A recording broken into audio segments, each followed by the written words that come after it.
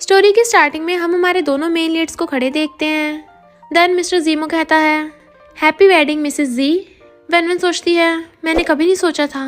Mister जीमो तो सुबह मेरा ब्रदर इन लॉ था और अब आफ्टरनून में ये मेरा हस्बैंड बन गया। इनफैक्ट हुआ कुछ यूँ था कि वेनवेन का फियांसे गूफेंग अपने फ्रेंड्स के साथ कुछ गेम खेल रहा था तो उसका फ्रेंड कहता है तुम अपनी गर्लफ्रेंड वेनवेन को यहाँ पे लाने के बजाय गर्ल्स मेल मॉडल को लेके आए हो गेम खेलने के लिए, क्या वो तुम्हें पसंद नहीं है?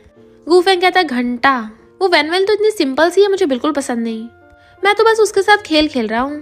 पर वेनवेन उनकी बातें सुन रही थी और सोचती है मैंने अपनी यू फैमिली के कहने पे इस गूफेंग को डेट करने के लिए हाँ कर दी थी, बट फिर भी ये मेरा फायदा कैसे उठा सकता है? फ्रेंड कहता सही कहा, उस वेनवेन से बेटर तो ये फीमेल मॉडल है। गूफेंग कहता और नहीं तो क्या, उस वेनवेन को तो मैं बस यूज करता हूँ, जैसे उसे काम करने के लिए कहता हूँ एकदम पहुंच जाती है काम करने के लिए। इतने टाइम से डेट कर रहा हूँ फिर भी उसने मुझे खुद को कभी टच नहीं करने दिया, किस काम की है वो? तभी वहां पर वेनवेन आ जाती है तो गूफेंग जल्दी से उस लड़की को दूर कर देता है। ये मेरी न्यू फ्रेंड है, तुम्हें तो इससे कोई प्रॉब्लम नहीं होगी ना? वेनवेन कहती है मुझे कोई प्रॉब्लम नहीं है। गूफेंग कहता है ये ब्रेसलेट कितना बेकार सा लग रहा है, कहीं तो मेरे लिए तो नहीं लेके आई, चलो पहना दो। बट वेनवेन जानबूझ के वो ब्रेसलेट तोड़ देती है और कहती है मैंने सब सुन लिया था, इसलिए मैं तुमसे ब्रेकअप करती हूँ और जाने लगी थी। गूफेंग कहता है कहीं तुम खुद को यू फैमिली के रियल बेटी तो नहीं समझती हो, तो मुझे छोड़ने की हिम्मत भी मत करना वरना बहुत पछताओगी। वेनवेन कहती है मैंने कभी भी तुम पे डिपेंड होने का नहीं सोचा है क्योंकि मेरी फैमिली ऑलरेडी मेरे साथ बहुत अच्छी है।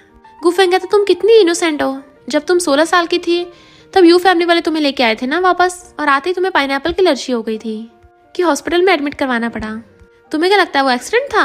फिर हम पास्ट में देखते हैं वेनवेन जब पहली बार यू फैमिली में वापस आई थी तो वो अपने भाइयों से मिलती है और उन्हें हेलो कर रही होती है। यंगर ब्रदर शाओ कहता है मैंने तुम्हारे लिए जूस बनाया है, ये पी लो। बट जैसे वेनवेन पीती है उसकी तबीयत खराब होने लगी थी तो पूछती है क्या इसमें पाइनएप्पल था? मुझे पाइनएप्पल से एलर्जी है। वो कहते हैं हमें कौन सा पता था कि तुम्हें एलर्जी है, अब क्या तुम हमें ब्लेम करोगी? तो वो कहती है नहीं बिल्कुल नहीं, और बेहोश भी हो गई थी। गूफेंग कहता है तुम्हारे भाइयों ने जानबूझ के तुम्हें एलर्जी करवाई थी, उन्होंने तुम्हें वार्निंग दी थी कि तुम उनकी लिटिल सिस्टर जियांग की टक्कर नहीं ले सकती हो, तो बताओ तुम क्या अब भी मुझसे ब्रेकअप करोगी? बट वेनवेन तो ये सुन के शॉक में थी और भाग जाती है।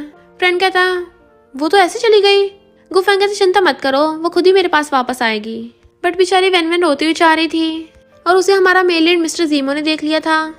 जैसी वो आने वाली होती जानबूझ के पैर अड़ा देता है, वो गिरने वाली थी तो उसे अपनी बाहों में कैच कर लेता है तो एकदम हैरान और फिर थैंक यू करती है, क्या तुम जियांग के साथ बाहर आए थे? मिस्टर जी कहता है क्या तुम्हें मैं उस टाइप का इंसान लगता हूँ? वो जाने लगी थी तो कहता है तुम्हारा ब्रेकअप हो गया, कॉन्ग्रेचुलेशंस, अच्छा वो उस जैसे रेयर इंसान से तुम्हें छुटकारा मिल गया। वेनवेन हैरान थी रेयर? तो कहता है और नहीं तो क्या, वो एक नंबर का प्ले बॉय है, आज वो एक लड़की लेके आया है कल को 2 लड़कियां लेके आएगा, मैं उसके जैसा नहीं हूँ ना। वेनवेन के जाने के बाद असिस्टेंट आकर कहता है बॉस आप अभी यंग लेडी पर लाइन मार रहे थे। मिस्टर जीमो से घूरता है तो कहता है कुछ भी नहीं, मैंने कुछ नहीं देखा। मिस्टर जीमो कहता है कार प्रिपेयर करो।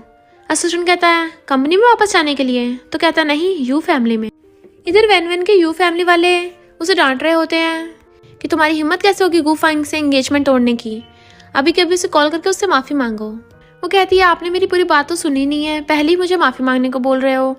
तो मॉम कहती है फिर क्या हो गया, लड़के तो अक्सर ऐसा करती हैं, और वैसे भी हमारी यू फैमिली का गू फैमिली के साथ कॉन्ट्रैक्ट हो गया है तो तुझे अब शादी करनी पड़ेगी। जियांग कहती और नहीं तो क्या, तुझे पेरेंट्स की बात मान के चुपचाप गूफेंग से शादी कर लेनी चाहिए। शाओ कहता कहीं ऐसा तो नहीं है तूने जी फैमिली की वजह से गूफेंग से एंगेजमेंट कैंसिल की हो? पर जी फैमिली के बारे में सोचना भी मत, क्योंकि जी फैमिली की मिस्टर जीमो की शादी हमारी सिस्टर जियांग से होगी। चैंग कहता हाँ गूफेंग के पीछे कितनी लड़कियां पड़ी हैं, चुपचाप उससे शादी कर ले।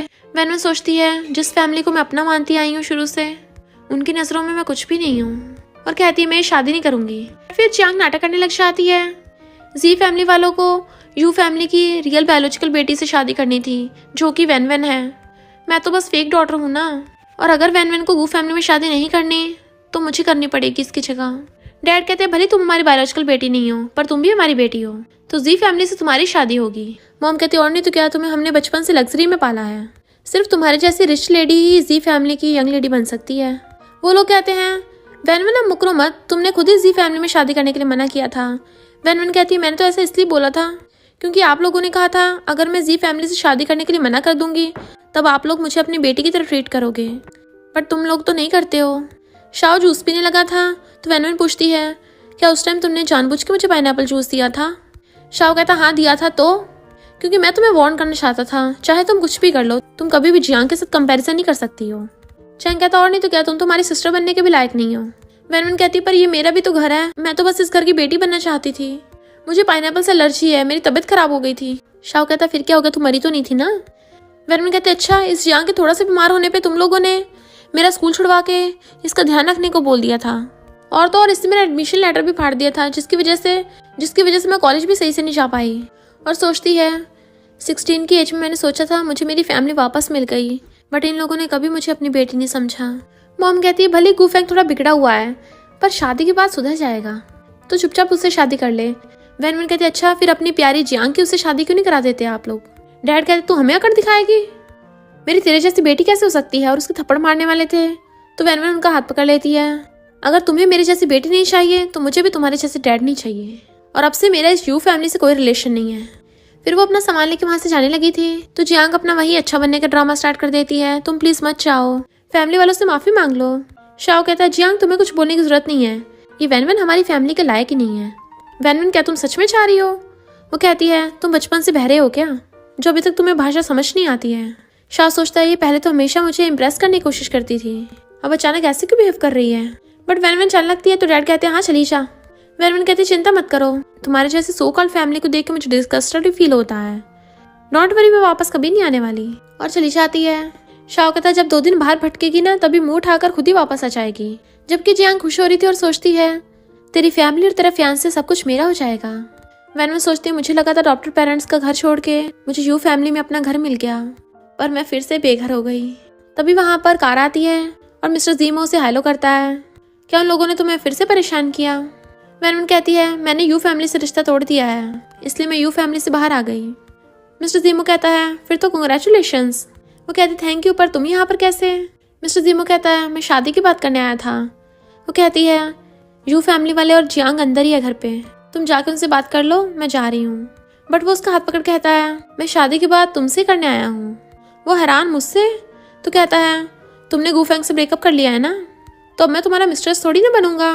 पर हाँ अगर वो मिस्ट्रेस हो तो कोई बड़ी बात नहीं है। वैनवन कहती है पर तुम्हारी शादी तो जियांग से होनी है ना। मिस्टर ज़ीमो कहता है तुम्हें किसने कहा कि हमने जियांग के लिए शादी का प्रपोजल भिजवाया था। मेरे ग्रैंडपा ने यू फैमिली की रियल बेटी के साथ शादी तय की थी, तो बोला जाए तो स्टार्टिंग से ही मेरी फियांसे तुम ही थी। वो सोचती है क्या सच में एंगेजमेंट के बारे में सीरियस है, कहीं मुझे लाइक तो नहीं करता। मिस्टर ज़ीमो कहता है मुझे पता तुम अभी मुझे लाइक नहीं करती हो, पर मेरे ग्रैंडपा इस मैटर को बहुत सीरियस लेते हैं। भले तुम्हारे ग्रैंडपा की डेथ हो गई थी, पर वो फिर भी चाहते हैं कि मैं इस मैरिज कॉन्ट्रैक्ट को पूरा करूं, और अगर तुम्हें कोई प्रॉब्लम ना हो तो हम पहले शादी कर लेते हैं, फिर 1 साल बाद डाइवोर्स भी कर सकते हैं। वैनवन कहती तो तुम अपने ग्रैंडपा की वजह से शादी कर रहे हो। मिस्टर ज़ीमो कहते तुम खुद देख लो, डाइवोर्स के बाद तुम्हें कंपनसेशन के तौर पे मेरी हाफ प्रॉपर्टी भी मिल सकती है। वैनवन सोचती है ये मुझे प्रॉपर्टी देने की बात कर रहा है, मेरे मुंह पे पैसे फेंक के मारने की बात कर रहा है। और कहती है मुझे तुम्हारे साथ मैरिज कॉन्ट्रैक्ट मंजूर है, हम 1 साल बाद डाइवोर्स कर लेंगे, बट मुझे तुम्हारी आधी प्रॉपर्टी नहीं चाहिए। पर मेरी एक शर्त है, मैं यू फैमिली के साथ पूरी तरह से रिश्ता तोड़ना चाहती हूँ।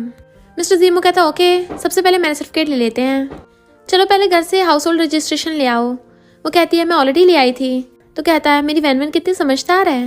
वो सोचती है मेरी वैनवन, ये तो बहुत अच्छे से एक्टिंग कर रहा है। वो उसे चलाने लगा था और फिर उसका हाथ पकड़ के उसके साथ मैरिज सर्टिफिकेट ले आता है। देन फिर मिस्टर ज़ीमो उसे अपने घर पे लेके आता है। अब तुम्हारी शादी हो गई ना, तो तुम मुझसे हेट नहीं करती होगी, क्या तुम अब भी मेरे साथ नहीं रहना चाहती हो। अरे हाँ, अभी हम एक दूसरे को जानते कहाँ हैं सही से, अगर तुम्हें अभी मेरे साथ नहीं रहना तो मैं तुम्हें फोर्स नहीं करूंगा। वैनवन कहती है ऐसा नहीं है, मुझे कोई प्रॉब्लम नहीं है। तो कहता है ओके, फिर जल्दी से वीचैट पे ऐड कर लेते हैं, और उसका नंबर सेव कर लेता है। वैनवन उसकी डीपी देख सोचती है सोचा नहीं था मिस्टर जी इतने क्यूट फोटोज लगाएगा, और कहती है कितना क्यूट है, तुमने खुद बनाया है क्या। देन मिस्टर ज़ीमो उसका नंबर वाइफ के नाम से सेव कर लेता है। तो एकदम हैरान। मिस्टर ज़ीमो कहता है तुम्हें मेरे फोन में ऐसे झांकने की जरूरत नहीं है, मेरी वाइफ तुम कभी भी मेरा फोन चेक कर सकती हो। वो कहते नहीं नहीं, मेरा वो मतलब नहीं था, बट वो उसका हाथ पकड़ के अपने फोन का पासवर्ड बता देता है। वैनवन कहती है इस सब की जरूरत नहीं है। तो कहता है तुम मेरे ग्रैंडपा का तो पता ही है ना, भले हमने अभी शादी कर ली, बाद में डाइवोर्स कर लेंगे, पर हमें ग्रैंडपा के सामने अच्छे से कपल बनने का प्रिटेंड करना पड़ेगा। वैनवन सोचती है इसके पेरेंट्स की बचपन में डेथ हो गई थी और इसे इसके ग्रैंडपा ने पाला है, तो मैं इसके लिए इतना तो कर ही सकती हूँ। और कहती है ओके। तो वो उसके फेस को टच करता हुआ कहता है थैंक यू मेरी वाइफ। वो सोचती है ये तो एग्रीमेंट है ना, तो ये इतना सीरियस क्यों लग रहा है। मिस्टर ज़ीमो कहता है मेरी वाइफ अब मेरा फ़ोन में अपना नेम भी चेंज कर दो। वो कहती है मुझे नहीं लगता कि तुम्हारे ग्रैंडपा मेरे फ़ोन में भी चेक करेंगे। मिस्टर ज़ीमो कहता है क्या तुम इतना सा भी नहीं कर सकती, मैंने भी तो तुम्हारे लिए किया है। तो वो भी उसका नेम हस्बैंड के नेम से सेव कर लेती है। तो कहता है मेरी वाइफ कितनी अच्छी है। फिर वो उसे अपने घर के बटलर से मिलवाता है जो खाना रख रहे थे। मिस्टर ज़ीमो उसे चेयर पर बैठा कर कहता है क्या सब तुम्हें अच्छा लग रहा है। वैनवन कहती है ये सारी डिशेस तो मेरी पसंद की हैं, पर तुम्हें तो स्पाइसी फूड पसंद है ना। मिस्टर ज़ीमो कहता है तुम्हारी तबीयत खराब रहती है ना, अगर मेरी वाइफ स्पाइसी नहीं खा सकती तो मैं कैसे खा सकता हूँ, मुझे उसके साथ ही तो खाना खाना है। तो वैनवन को सोचने लगी थी इनफैक्ट पास्ट में यू फैमिली वाले हमेशा जियांग की पसंद का स्पाइसी फूड बनाते थे। जियांग पूछती क्या हुआ तुम्हें नहीं खा रही हो। शाओ कहता है इसे पसंद आए या ना आए क्या फ़र्क पड़ता है। तो वैनवन कहती है मुझे भी पसंद आया है, और ज़बरदस्ती खाने लगी थी जबकि उसकी तबीयत खराब हो रही थी। और कहती है थैंक यू मिस्टर ज़ीमो। वो उसकी टकली भी मार के कहता है ये तो हस्बैंड का काम है ना, इतना तो अपने हस्बैंड को अपनी वाइफ के लिए करना ही चाहिए। तभी वैनवन को शाओ को कॉल आता है मैं तुम्हें वार्निंग दे रहा हूँ, चुपचाप घर में वापस आ जाओ। गुफैंग आया तो उसे माफ़ी मांग के उसे शादी कर लो, बट वो मना करके फ़ोन कट कर देती है। मिस्टर ज़ीमो कहता है बहुत बढ़िया किया वाइफ, और उसे फ्लावर बुके देता है हैप्पी वेडिंग। तो वो उसको थैंक यू करती है। शाओ गुस्से में था इसकी इतनी हिम्मत मुझे ब्लॉक कर दिया। जियांग कहती है ब्रदर शाओ वो वैनवन जानबूझ के तुम्हारे टेंशन पाने के लिए ऐसा कर रही है। और चैंग से जाकर कहती है वो वैनवन हमेशा तुम्हारी बात मानती है, तुम मुझसे बात करके देखो। चैंग कॉल करने लगता है बट वैनवन ने तो उसे भी ब्लॉक कर दिया था। गुफैंग उठ के कहता है लगता है मुझे कॉल करना पड़ेगा, पर उसने उसे भी ब्लॉक कर दिया था। मिस्टर ज़ीमो नहाकर आता है तो वैनवन तो उसे देखती रह गई थी। वो क्लोज आके पूछता है क्या सोच रही हो। वो पूछती है हम कैसे सोएंगे। मिस्टर ज़ीमो कहता ऑफ कोर्स साथ में सोएंगे। वो सोचती इतनी जल्दी और कहती है हमने तो एग्रीमेंट किया है ना। मिस्टर ज़ीमो कहता अगर हम अलग अलग रूम में सोएंगे तो बटलर ग्रैंडपा को जाके बता देगा, और जाके बेड की एक साइड पे लेट जाता है। तो वो भी चुपचाप जाके दूसरी साइड पे लेट जाती है। देन मिस्टर ज़ीमो गुड नाइट करता हुआ स्माइल करता है। देन मॉर्निंग में वो उसे अपनी कार से कॉलेज छोड़ने आता है। जैसे वो जाने लगी थी तो कहता है हमारी शादी हो गई है तो तुम बिना वेडिंग रिंग के कैसे रह सकती हो, और उसे रिंग बना देता है। वो सोचती क्या फ़ायदा, 1 साल बाद तो डिवोर्स कर ही लेना है। बट मिस्टर ज़ीमो से हिलाता हुआ वहाँ से लड़ जाता है। जियांग पूछती है तो मिस्टर ज़ीमो की कार में क्या कर रही थी। तो वैनवन उसे रिंग दिखाकर कहती है मेरी उससे शादी हो गई है। जियांग कहती है तू मजाक कर रही है ना। गुफैंग कहता है तुम मिस्टर ज़ीमो से शादी करने के लिए बावली हुई पड़ी हो, वो तो तुम्हारी तरफ देखेगा भी नहीं, और ये फेक रिंग दिखा के हमें क्या प्रूव करना चाहती हो। वैनवन कहती है मैं फालतू के कुत्तों के मुंह नहीं लगती, नहीं यकीन करना तो मत करो। और जाने लगी थी पर गुफैंग उसका हाथ पकड़ लेता है ये फेक रिंग नीचे फेंको। वो कहती है मैंने तुमसे ब्रेकअप कर लिया और मैं शादीशुदा हूँ अब। जियांग कहती है गुफैंग ये जानबूझ के नाटक कर रही है, इसने फेक रिंग पहनी है ताकि सबको लगे कि इसकी शादी हो गई है और कोई लड़का इसके आसपास ना भटके, देखा ये तुम्हारे लिए कितनी लॉयल है। जियांग कहता है कल रात तुम यू फैमिली में वापस नहीं आई थी तो बताओ कहाँ मुंह मार रही थी। वैनवन कहती तुझे एक बार में समझ नहीं आता, मेरा हस्बैंड मिस्टर ज़ीमो है, और उसे इग्नोर करके चली जाती है। गुफैंग कहता कहीं सच में इसने मिस्टर जी से शादी तो नहीं कर ली। जियांग कहती इम्पॉसिबल, मिस्टर जी तो कभी किसी को भाव नहीं देता और ना ही वो सोशल मीडिया पे एक्टिव है, और वो तो अपने आसपास लड़कियों को भी नहीं भटकने देता, ये झूठ बोल रही होगी। गुफैंग कहता इसका मतलब ये मुझे जेलस कराने के लिए ऐसा बोल रही थी, और जाके वैनवन का हाथ पकड़ लेता है यहाँ पे प्रॉब्लम्स मत बढ़ाओ, चुपचाप मेरे साथ यू फैमिली में वापस चलो। वो हाथ छुड़ा के कहती है तुम क्या मिस्टर ज़ीमो को ऑफेंड करना चाहते हो। गुफैंग कहता है यू फैमिली के बिना तुम कुछ नहीं हो, और तुम्हारे डॉक्टर मॉम ने तुम्हें घर से बाहर फेंक दिया, और उसे ज़बरदस्ती ले जाके अपनी कार में बैठा देता है जबकि वो चिल्ला रही थी क्या कर रहे हो। तभी मिस्टर ज़ीमो आ जाता है, किसकी इतनी हिम्मत हुई मेरे लोगों को हाथ लगाने की, और किक करके गुफैंग को भुड़का देता है जबकि वैनवन को पकड़ के अपनी बाहों में खींच लिया था। वो पूछती तुम वापस कब आ गए। तो कहता है तुम्हारा फोन मेरी कार में रह गया था। अच्छा मैं वापस आ गया, तुम डरो मत, मैं हूँ ना। जियांग कहती है कोइंसिडेंस है, मिस्टर ज़ीमो तुम मुझसे मिलने आए हो। वो पूछता है कौन है तू। जियांग कहती है मैं तुम्हारी फियांसी हूँ। मिस्टर ज़ीमो कहता है मेरी यू फैमिली की रियल बेटी के साथ शादी तय हुई थी, तुम रियल बेटी थोड़ी ना हो। गुफैंग कहता है मैं वैनवन का फियांसे हूँ, तुम बीच में मत आओ। मिस्टर ज़ीमो कहता है मैं आऊँगा, और फिर वैनवन के अंदर जाने के बाद मिस्टर ज़ीमो उन दोनों को धमकी देके चला जाता है। जबकि जियांग गुस्से में थी मैं मिस्टर ज़ीमो के फियांसे हूँ, तो वो उस वैनवन को प्रोटेक्ट कर रहा था। गुफैंग कहता कहीं इन्होंने सच में शादी तो नहीं कर ली। जियांग कहती इम्पॉसिबल, मैरिज सर्टिफिकेट लेने के लिए हाउस होल्ड रजिस्ट्रेशन चाहिए, और उस वैनवन का तो यू फैमिली में पड़ा होगा। इधर वैनवन रिंग में देखती है उसके और मिस्टर ज़ीमो के नेम का पहला वर्ड रिंग पे लिखा है, तो हैरान थी हम तो कॉन्ट्रैक्ट कपल है ना, तो ये कोइंसिडेंस कैसे हो सकता है। और फिर वो मैसेज कर पूछती है कांग्रेचुलेशन तुम अपनी क्रश के साथ हो। वो तो कहता है मैं तो बस अपनी मूनलाइट का मेरे प्यार में पढ़ने का इंतजार कर रहा हूँ। फिर जब वो क्लास से वापस आ रही थी मिस्टर ज़ीमो वहीं पे खड़ा उसका वेट कर रहा होता है और कहता है मैं तुम्हें पिकअप करने आया हूँ। वो सोचती है आज तक मुझे कोई भी कॉलेज से पिकअप करने नहीं आया, और उसके साथ कार में बैठ जाती है। वो एकदम से उसके क्लोज होता है तो पूछती है ये क्या कर रहे हो। वो कहता वाइफ जल्दी से अपनी सीट बेल्ट लगा लो, या तुम चाहती हो मैं लगाऊं, या तुम कुछ और सोच रही थी। वो कहते कुछ भी तो नहीं, तुम काम के टाइम पे यहाँ क्या कर रहे हो, बिजी नहीं थे। वो कहता ग्रैंडपा को पता चल गया है कि हमने मैरिज सर्टिफिकेट ले लिया है, इसलिए उन्होंने मिलने बुलाया है। वो कहती है यानी तुम्हारे ग्रैंड पेरेंट्स मुझसे मिलना चाहते हैं। तो कहता है चिंता मत करो, वो बहुत काइंड है। वैनवन कहती है ओके मैं रेडी हूँ। तो कहता है इतनी जल्दी भी क्या है, शाम को जाएंगे वहाँ, तो पहले कुछ खाते हैं, मैं अपनी वाइफ को भूखा थोड़ी नहीं रख सकता हूँ। वो कहती तुम्हें अभी भी मजाक सोच रहा है, मेरे कपड़े कैसे सही लग रहे हैं। वो कहता क्यों सही नहीं लगेंगे, मेरी वाइफ दुनिया की मोस्ट ब्यूटीफुल गर्ल है। वैनवन कहती है ऐसा भी कुछ नहीं है, पर थैंक यू। वो कहता तुम्हें खुद पे कॉन्फिडेंस करना चाहिए।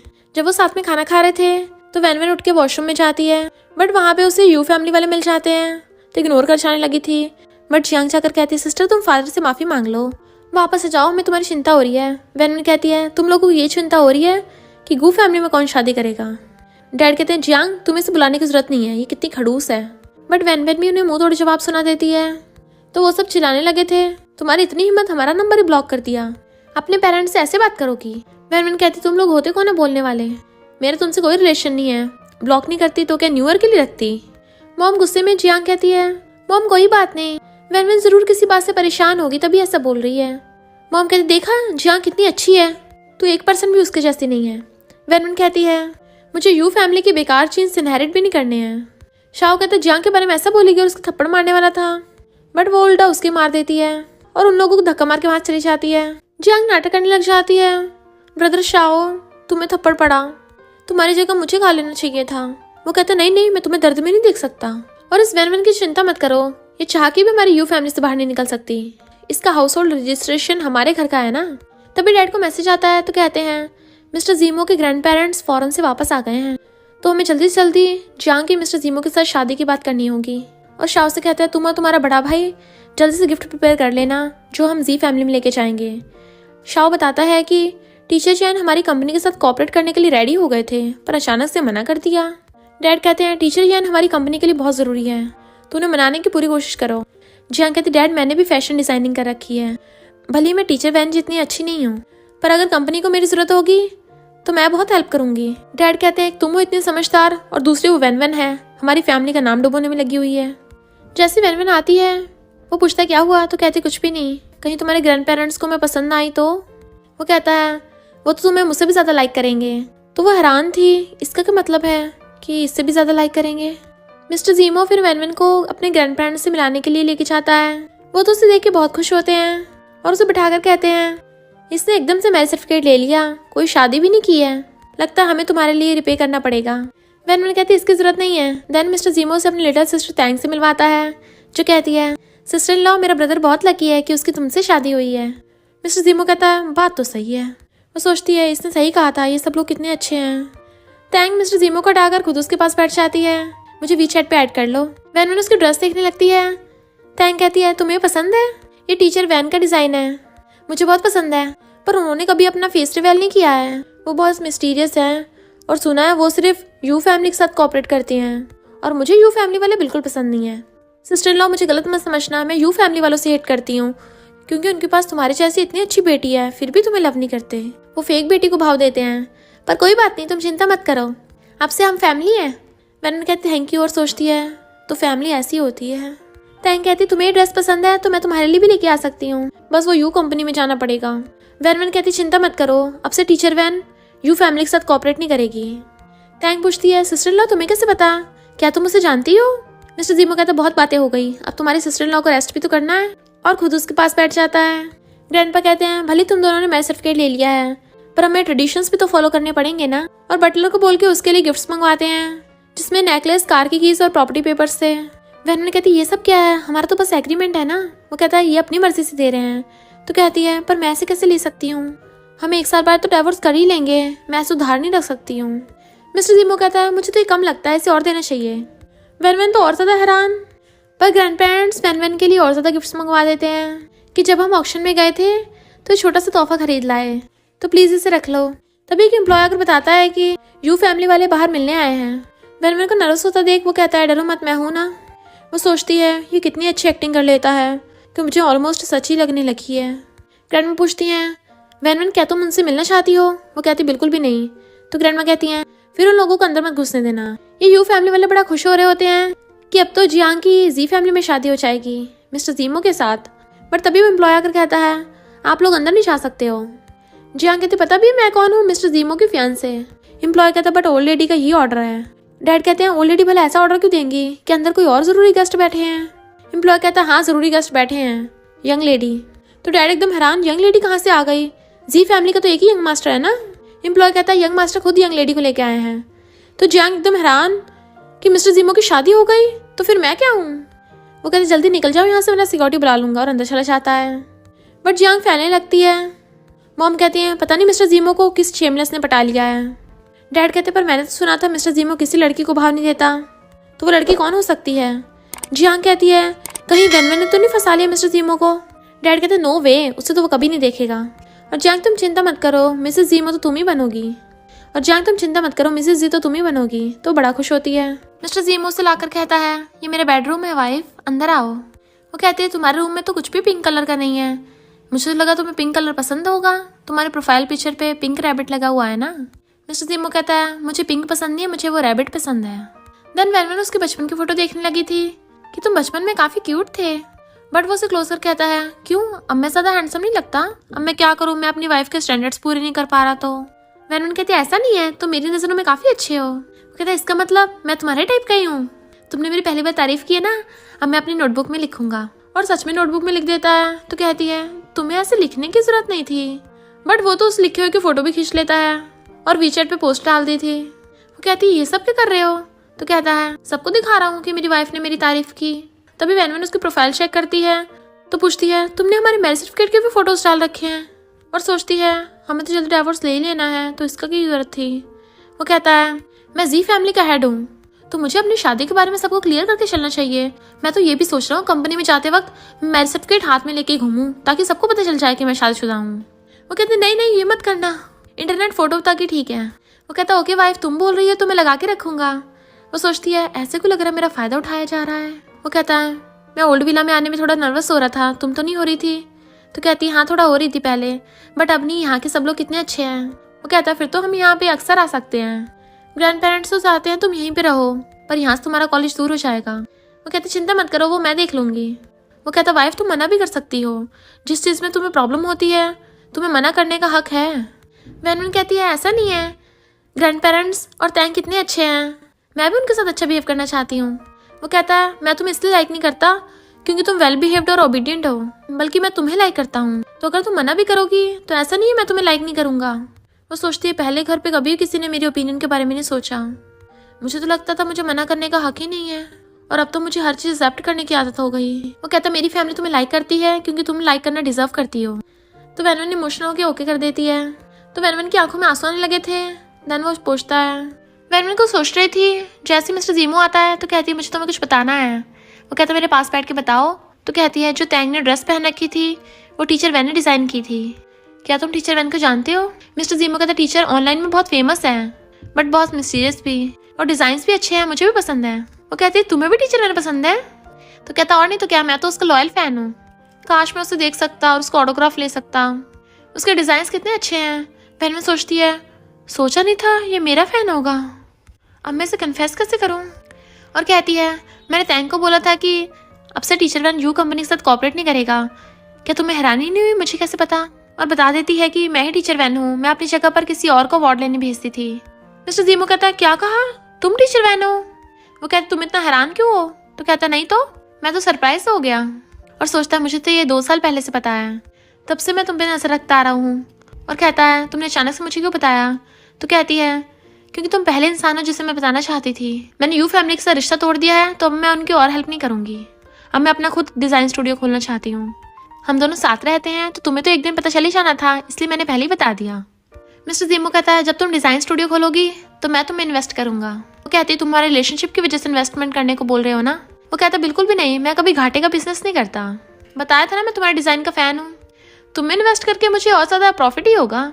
वो कहती है इतना कॉन्फिडेंस तो मुझे खुद में नहीं है, तुम्हें कैसे है? तो कहता मुझे तो बहुत है, तुम्हारी डिज़ाइन ब्रांड बहुत आगे जाएगी। वो कहती है पर अगर घाटा हो गया तो कहता चिंता मत करो, घाटा मैं देख लूंगा, तुम बस जो करना चाहती हो वो करो। तो बताओ बॉस वैन वैन, क्या तुम मेरी इन्वेस्टमेंट एक्सेप्ट करोगी? देन वो भी उसका हैंडशेक कर लेती है। मैं तुम्हें बिल्कुल भी नुकसान नहीं होने दूंगी। और हाथ छुड़ाने वाली थी बट वो कस के पकड़ लेता है। अब बिजनेस की बातें हो गई हैं तो प्राइवेट बातें करें, और उसे पकड़ के अपनी बाहों में खींच लेता है। वैन वैन कहती है ये क्या कर रहे हो?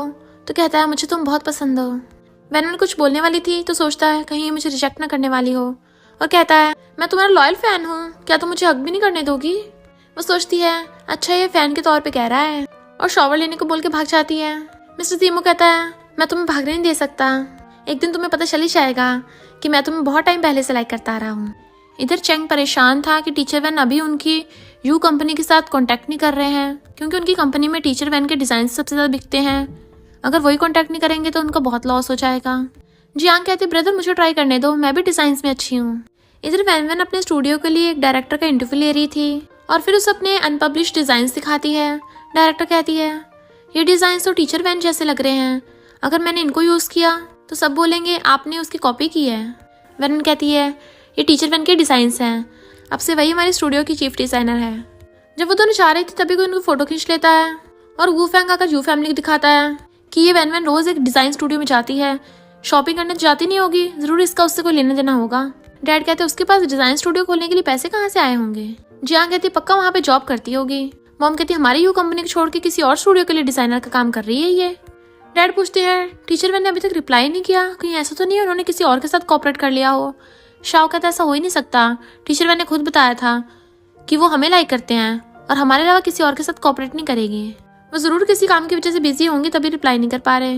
डैड कहते सही कहा, टीचर वैन हमें धोखा नहीं देगी, धोखा तो ये वैन वैन दे रही है, हमारे दुश्मनों के साथ मिल गई। शाओ कहता मेरे पास एक आइडिया है, इस वैन वैन का हाउस होल्ड रजिस्ट्रेशन घर रखा होगा तो गूफैंग के साथ मैरिज सर्टिफिकेट दिलवा देते हैं, तो खुद ही से गू फैमिली में जाना पड़ेगा।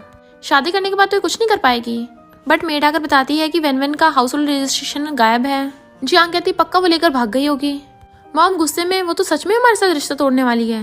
डैड कहते हैं अगर ये बात बाहर वालों को पता चली तो हमारी यू फैमिली की नाक कट जाएगी, और चैन से कहते उसका एक और हाउस होल्ड रजिस्ट्रेशन बनवा के लेके आओ। चैंग वहाँ पर जाता है और पूछता है मिस्टर जीमो आप यहाँ पर क्या कोइंसिडेंस है? बट वो उसे हैंडशेक नहीं करता और पूछता है तुम यहाँ क्या करने आए हो? तो चैंग बताता है वैन वैन रजिस्ट्रेशन लेके भाग गई है ना, तो डैड ने दोबारा बनाने के लिए बोला है। तो मिस्टर जीमो से गुड लक बोल के चले जाता है। चैंग जैसे ही न्यू रजिस्ट्रेशन बनवाने लगा था उसे पता चलता है वैन वैन ने पहले ही चेंज करवा लिया। तो हैरान ये कब हुआ? तो रिसेप्शनिस्ट बताती है कुछ मिनट पहले ही। इनफैक्ट मिस्टर जीमो ने पहले उसके लिए चेंज करवा दिया था। उसे लेने लगती है बट वो ऊपर कर लेता है, तो कहती है दो ना मुझे। मिस्टर जीमो कहता है पहले मेरे एक क्वेश्चन का आंसर दो, जब तुम यू फैमिली में वापस आई थी तुमने उनको बोला था कि तुम्हें मैं पसंद नहीं हूँ और तुम जी फैमिली में अपनी जगह पर उस जियांग की शादी कराना चाहती थी। ये तो ठीक है कि तुम्हें मैं पसंद नहीं था, पर जियांग से मेरी शादी क्यों करवाने वाली थी? वैन कहती है मुझे तो खुद नहीं पता था, मुझे खुद यू फैमिली वालों ने धोखा दिया है। उन लोगों ने मुझे बोला था कि अगर मैं जी फैमिली में शादी करने के लिए मना कर दूंगी तो वो लोग मुझे अपनी बेटी की तरह पालेंगे। उस टाइम मैं अपने अडॉप्टेड पेरेंट्स के घर से आई थी और मुझे फील करना था कि लव कैसा होता है, इसलिए मैंने हाँ कर दिया था। उसका हाथ पकड़ कहता है वो तुम्हें लाइक नहीं करते क्योंकि वो अंधे हैं। वैन कहती है पहले मैं तुम्हें जानती भी नहीं थी और मेरे अडॉप्टेड पेरेंट्स का रिलेशन अच्छा नहीं था, इसलिए मुझे मैरिज पे भरोसा नहीं था, तभी मैंने तुमसे मैरिज कॉन्ट्रैक्ट करने के लिए मना कर दिया था। बट मैंने ये नहीं बोला था कि मेरी जगह पे जियांग की शादी करा दो, बट मेरा तुम्हारी जियांग से शादी कराने का कोई इरादा नहीं था। वो कहता थैंक यू वाइफ, तुमने उस जियांग के चंगुल से जाने से मुझे बचा लिया।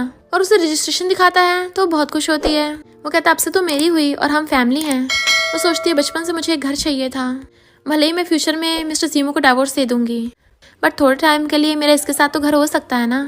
वो थैंक यू करती है और कहती है 1 साल बाद तो हम डिवोर्स ले लेंगे, तब मेरा नाम तुम्हारे अकाउंट बुक में नहीं होगा। वो कहता है तुम्हें ये पसंद नहीं है कि तुम्हारा नाम मेरे अकाउंट बुक में होगा? और उसका क्लोजर कहता है 1 साल के बाद 1 साल बाद ही करेंगे। वो सोचती है ये थोड़ा गुस्से में क्यों लग रहा है, सैड तो मुझे होना चाहिए, ये इतना अच्छा बिहेव करेगा तो मैं इसे कैसे छोड़ के जा पाऊंगी। फिर वो कहता है चलो मैं तुम्हारे लिए खाना बनाता हूँ। देन वैन अपने ऑनलाइन फ्रेंड से पूछती है तुम सैड क्यों हो, तुमने तो बोला था तुम अपने क्रश के साथ हो। वो कहता है वो मुझे छोड़ के जाना चाहती है। तो पूछती है तुमने उससे अपने फीलिंग्स कन्फेस नहीं की? वो कहता है उसे अभी तक नहीं पता कि मेरा उस पर क्रश है। वो पूछती है फिर तुम दोनों साथ में कैसे हो? तो बताता है फ्लैश मैरिज की थी। वैन सोचती है लगता है आजकल फ्लैश मैरिज का ट्रेंड चल पड़ा है, मेरी और मिस्टर जीमो की भी तो फ्लैश मैरिज हुई है। तो बताता है कि वो लड़की एकदम स्ट्रेट है, बिल्कुल भाव नहीं देती। वैन सोचती है क्या वो मेरी तरह है, और कहती है तुम्हें उसे कन्फेस करना चाहिए। दूसरी तरफ पता चलता है कि उसका ऑनलाइन फ्रेंड कोई और नहीं मिस्टर जीमो ही है। और पूछता है तो क्या मैं उसे बता दूं कि मैं उसे हाई स्कूल से लव करता आ रहा हूँ, क्या इसमें कुछ गलत नहीं होगा। वैनवन कहती है इसमें गलत क्या है, तुम तो उसे सीक्रेटली लाइक करते हो ना, उसे हर्ट थोड़ी ना किया है। डैड गुफेंग से बोल रहे थे कि एक बार वैनवन का न्यू रजिस्ट्रेशन आ जाए फिर तुम्हें उससे शादी करना। शाओ कहता है शादी के बाद उसे ज्यादा सिर पे मत चढ़ा लेना, बहुत बेकार है वो। पर तभी चैंग आकर बताता है कि वैनवन ने ऑलरेडी रजिस्ट्रेशन चेंज करवा लिया है। तो वो सब हैरान थे। गुफेंग कहता उसमें इतनी हिम्मत कहाँ से आ गई, कहीं ऐसा तो नहीं कोई इसकी साइड ले रहा हो। चैंग बताता है मैंने रजिस्ट्रेशन ऑफिस में मिस्टर जीमो को देखा था। तो डैड कहता है ऐसा हो ही नहीं सकता, और मिस्टर जीमो कॉल करके पूछने लगे थे बट उनका फोन नहीं लगता। तो वैनवन को कॉल करते हैं बट उसने तो उसे ब्लॉक कर दिया था। तो जियांग जानबूझ के रोने का नाटक करने लग जाती है कि वो पक्का वैनवन ने मुझसे जेलस होकर सब किया होगा, आप मुझे बाहर निकाल दो तो वैनवन आ जाएगी वापस। अब कहते हैं तुम्हारे बिना तो यू फैमिली में कुछ भी नहीं बचेगा। फिर यू फैमिली वाले प्लान बनाते हैं कि वो यू कंपनी की सेल तभी करेंगे जब वैनवन के डिजाइन स्टूडियो की ओपनिंग होगी, ताकि डिजाइन स्टूडियो को नुकसान हो जाए। डायरेक्टर कहती बॉस यू कंपनी ने जानबूझ के अपनी सेल 1 मंथ आगे कर ली है कि वो हमारे डिजाइन स्टूडियो को सप्रेस कर सके। कहती चिंता मत करो, उन लोगों को मुंह की खानी पड़ेगी। चाओ और जियांग आकर चैंग को बताते हैं कि मैं शॉपिंग करते टाइम टैंग मिली थी और वो बोल रही थी कि वो अपनी सिस्टर इन लॉ को डिजाइन के लिए सपोर्ट करेगी। तो जियांग खुश होने लगती है, देखा वो मुझे सिस्टर इन लॉ बोल रही थी सबके सामने, नहीं मिस्टर जीमो को मेरी इतनी परवाह है। वैनवन डिजाइन बना रही होती है, तभी मिस्टर जीमो आकर उसके पास बैठ जाता है। क्या तुम्हारे डिजाइन स्टूडियो की ओपनिंग सेरेमनी में तुम्हें मेरी हेल्प चाहिए? वो कहती है क्योंकि उसी दिन यू कंपनी भी न्यू प्रोडक्ट लॉन्च करने वाली है। वो कहती तुम्हें क्या लगता है मैं हार जाऊंगी? वो कहता है टीचर वैन तुम बहुत महान हो, मैं लाइक करता हूँ, मतलब टीचर वैन को, वो कभी नहीं हार सकती। वो सोचती है ये फ्लर्ट करने में इतना बेटर कैसे होता जा रहा है कि मैं ब्लश कर रही हूँ, मेरी हार्ट बीट भी फास्ट हो रही है, ऐसे तो मैं इसे 1 साल बाद छोड़ ही नहीं पाऊंगी। वो कहती है डोंट वरी बॉस, मैं बिल्कुल भी लॉस नहीं होने दूंगी। और सोचता है पागल लड़की, इसे तो पता भी नहीं चलता मैं इसके साथ फ्लर्ट कर रहा हूँ, ओपनिंग के बाद मैं इसे कन्फेस करने का चांस ढूंढ लूंगा। इनमें हम यू फैमिली की प्रेस कॉन्फ्रेंस में देखते हैं, तो प्रोडक्ट दिखाते हैं, तो लोग कहते हैं ये तो टीचर वैन का डिजाइन स्टाइल नहीं है, हम तो उसकी डिजाइन ड्रेस के लिए आए थे। तब चैंग उन्हें न्यू डिजाइन दिखाता है कि ये मेरी सिस्टर जियांग ने बनाए हैं। जियांग बहुत खुश हो रही थी, पर एक लड़की कहती है इसके डिजाइन इतने भी कुछ खास नहीं है, जस्ट बिकॉज यू फैमिली के ब्रदर्स इसका साथ देते हैं और ये जी फैमिली की फियांसे है, इसका मतलब ये थोड़ी ना कि ये अच्छी डिजाइनर होगी, टीचर वैन का मुकाबला ये कभी नहीं कर सकती। सब लोग ये बोलने लगे थे। सोचता है ये सब लोग टीचर वैन के लिए आए हैं, अगर इन्हें पता चला टीचर वैन हमारे साथ कोऑपरेट नहीं कर रही तो हमारी यू फैमिली की तो बैंड बच जाएगी। और सबको झूठ बता देता है कि टीचर वैन की तबीयत खराब है इसलिए वो नहीं आ पाई।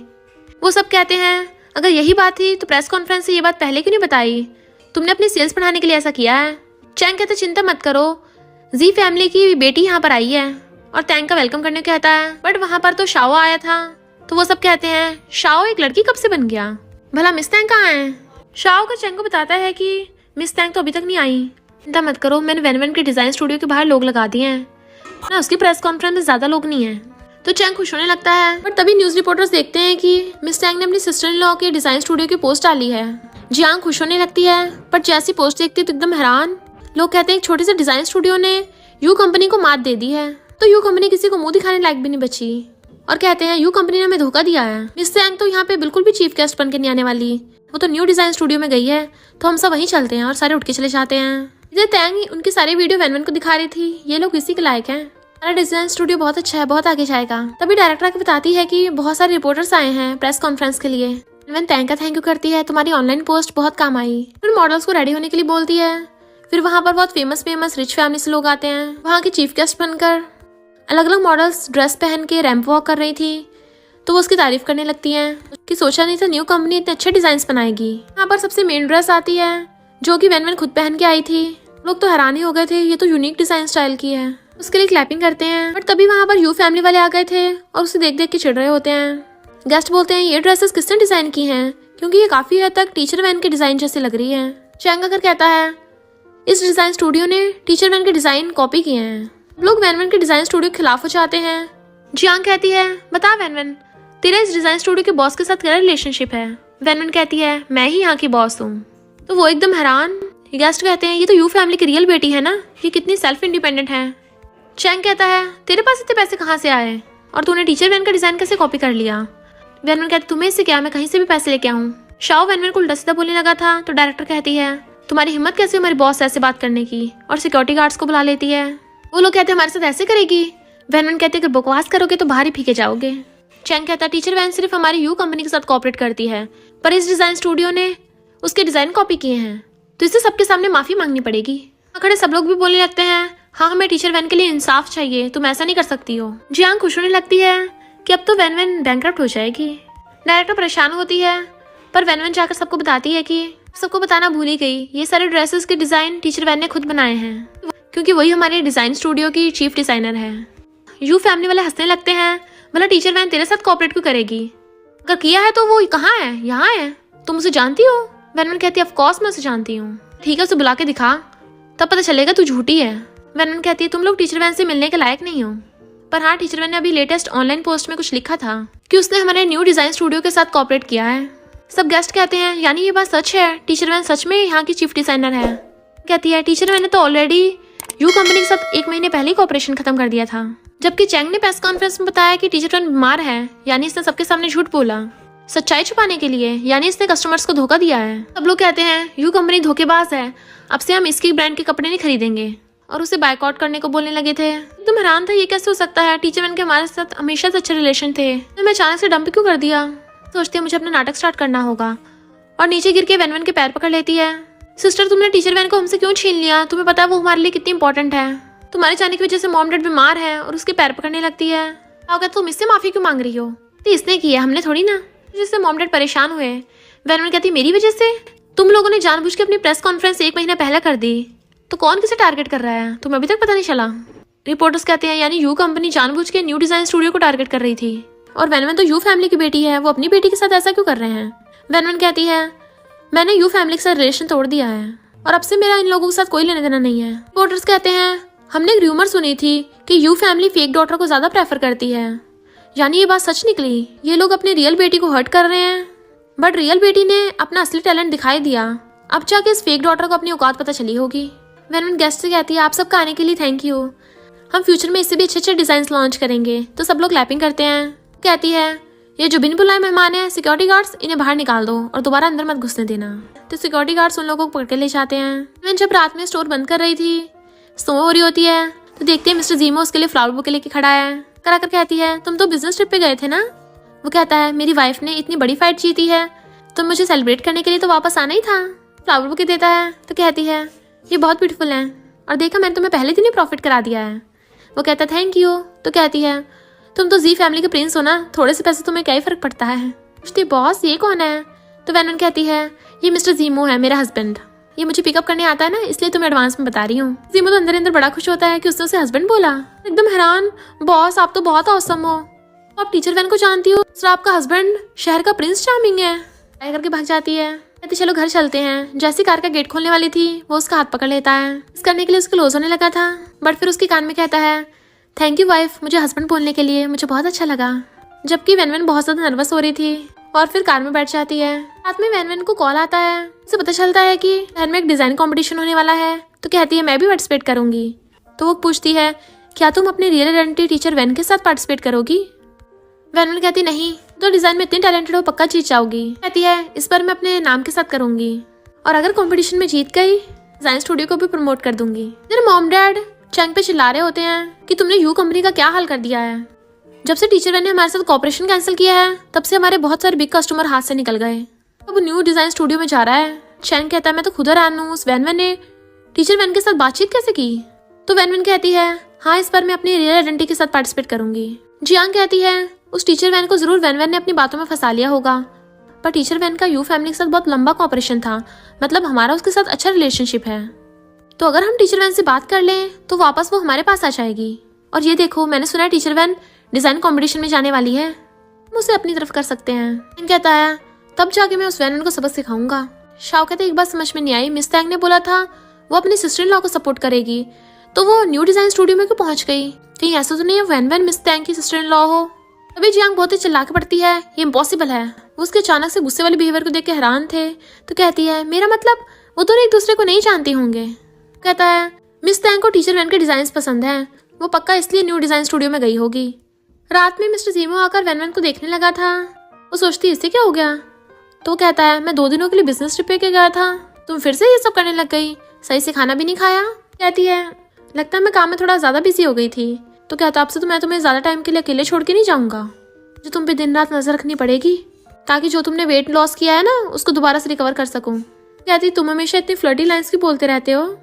मिस्टर ज़ीमो उसके क्लोज होकर किस करने वाला था बट वो पीछे हो जाती है और गिरने वाली थी तो वो उसे पकड़ लेता है। वो कहती है तुम अचानक से इतना क्लोज क्यों हो गए थे। मिस्टर ज़ीमो कहता है तुम इतना धीरे बोलती हो, अगर मैं क्लोज नहीं होऊंगा तो तुम्हारी पूरी बात सुनाई नहीं देगी ना। ओके मैं तुम्हें और परेशान नहीं कर रहा, मैं तुम्हारे लिए छोटा सा तोहफा लेके आया हूँ। बॉक्स देता है जिसमें इयररिंग्स होते हैं। तो ये तुम अचानक से मुझे गिफ्ट क्यों दे रहे हो। वाइफ को गिफ्ट देने के लिए पहले सोचना पड़ता है क्या। मैं सोचती है यू फैमिली में तो जब वो लोग बिजनेस ट्रिप से आते थे तो सिर्फ जियांग के लिए गिफ्ट लाते थे, किसी को मेरी फिक्र नहीं हुई। तो मिस्टर ज़ीमो ऐसा क्यों कर रहा है, उसे मेरे लिए गिफ्ट लाना कैसे याद रह गया। पसंद आया तो कहती है बहुत अच्छा है। की आंखों में आंसू थे। मिस्टर ज़ीमो कहता है मैं तुम्हें बनाता हूँ और अपने हाथों से बना देता है। कि क्लोज हो कान में कहता है बहुत ब्यूटीफुल लग रहे हैं। जैसे वो अपना फेस टर्न करती है एक्सीडेंटली उसके गाल पे किस हो जाता है बट वो दोनों बहुत ज़्यादा क्लोज थे तो वो एकदम से नर्वस होकर खड़ी हो जाती है और कहती है सॉरी मेरा मतलब मैं तुम्हारा फ़ायदा नहीं उठाना चाहती थी। मिस्टर ज़ीमो कहता है मेरा फर्स्ट किस मेरी वाइफ ने चुरा लिया है अब। मैंने कहती है ये तुम्हारा फर्स्ट किस था। नहीं तो क्या, मैंने बताया नहीं था तुम्हें पहले, वैसे सिंगल ही था। तुमने मेरा फर्स्ट किस चुरा लिया है तो अब से तुम्हें मेरी रिस्पॉन्सिबिलिटी भी लेनी पड़ेगी। मैंने कहती है भला इसकी कौन रिस्पॉन्सिबिलिटी लेता है, ये फर्स्ट किस में थोड़ी ना काउंट होगा। मैंने कहता है क्यों फर्स्ट किस में काउंट क्यों नहीं होगा। वैन कहती है क्योंकि तुम्हारा किस मेरे गाल पे हुआ है ना, ये तो सिर्फ तभी होता है जब लिप टू लिप किस होता है। और नर्वस हो रही थी। मिस्टर ज़ीमो कहता है तो तुम्हारा मतलब है कि मैं तुम्हें लिप्स पे किस करूं। पूछती है क्या ये मुझे किस करना चाहता है। मिस्टर ज़ीमो से किस करने वाला था तो एकदम से आइस बंद कर लेती है। वो किस करता वो पीछे को जाता है और उसे नर्वस देख कहता है बेबी जरा आराम से। तो वो सोचती है ये मिस्टर ज़ीमो ऐसा क्यों कर रहा है, पक्का जानबूझ के कर रहा होगा। और कहती है तुमने मुझे बेबी क्यों बोला, ये कितना अजीब है ना। कहता है अजीब क्यों है, ये तुम्हें नहीं लगता हम कुछ ज्यादा ही क्लोज हो रहे हैं। मिस्टर ज़ीमो कहता है अच्छा जब तुम उस गूफैंग को डेट कर रही थी तुम दोनों एक दूसरे को क्या बुलाते थे। वैन कहती है मैंने उस गूफैंग को कभी लाइक नहीं किया है, बस उसका नॉर्मल नाम ही लेती थी। तुम अपनी गर्लफ्रेंड को क्या बुलाते थे। मिस्टर ज़ीमो उसका गाल पकड़ के कहता है बेबी मेरी फर्स्ट किस तो तुमने ले ली है, मेरी गर्लफ्रेंड कहाँ से आएगी। तो मुझ पे क्यों चिल्ला रहे हो, और वैसे भी वो तुम्हारी फर्स्ट किस नहीं थी। ओके वाइफ बोलो। तो कहती है मैं सोने जा रही हूँ। अक्का जाकर बेड पे जाके बुड़क के साइड में लेट जाती है, छुपा के पड़ी थी। वो उसके ऊपर चढ़ के कहता है good night wife. Next day when अपने डिजाइन स्टूडियो में काम कर रही थी तभी उसे अननोन नंबर से कॉल आता है तो पता चलता है उसे शाओ ने कॉल किया। वो कहती है मुझसे बात करने के लिए न्यू नंबर ले लिया। कहता है मैंने तुम्हें ये बात बताने के लिए कॉल किया है कि फैशन डिजाइन कंपटीशन में अगर तुम सबके सामने हमसे माफी मांग लोगी तो मैं पेरेंट्स से तुम्हारे लिए बात कर लूंगा, वो लोग तुम्हें माफ कर देंगे, तुम वापस यू फैमिली में आ नहीं पाओगी। कहती मुझे जरूरत भी नहीं है और फोन काट के ब्लॉक कर देती है। कहती बॉस आप कितनी औसम हो। और फिर कहती है आपको डर नहीं है टीचर वैन वापस से यू फैमिली के पास चली गई तो हमें छोड़ दिया। वैन कहती चिंता मत करो क्योंकि यू फैमिली ने पहले टीचर वैन को छोड़ा है। और गुस्से में था उसने मुझे फिर से ब्लॉक कर दिया। इसलिए कंपटीशन वाले दिन जैसे यू फैमिली आती है रिपोर्टर्स उनसे क्वेश्चन पूछने लगे थे आप लोग अपनी बेटी को छोड़ के फेक डॉटर का साथ दे रहे हो। पहले वो लोग कुछ रिप्लाई करते तभी वहाँ पर वैन आ जाती है तो रिपोर्टर्स यू फैमिली को इग्नोर करके वैन से जाके पूछते हैं कि यू फैमिली वाले टीचर वैन को अपनी तरफ करने को बोल रहे हैं। वैन कहती है इन्हें गुड विशेस और फिर बताती है कि मैं इस घटिया यू फैमिली में कभी वापस नहीं जाने वाली। डैड गुस्से में तो पब्लिक में हमें इंसल्ट करा रही है।